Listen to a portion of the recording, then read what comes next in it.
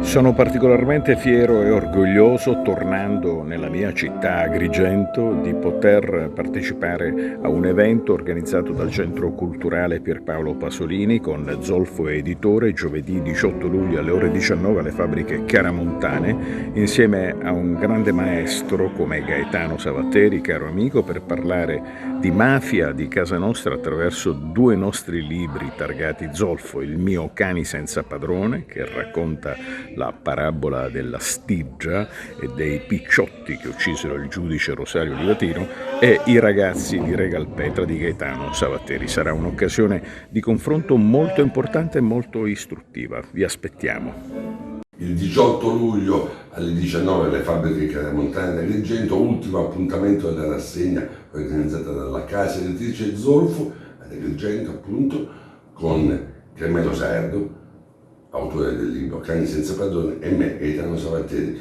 Discutiamo insieme di quei libri che raccontano storie parallele sulla mafia agrigentina degli anni 80 e 90. Che cosa è rimasto di quella stagione, dopo i lutti, le sofferenze, le prigioni e i dolori? Cosa è rimasto oggi? E possiamo ancora dire che quella stagione è completamente finita?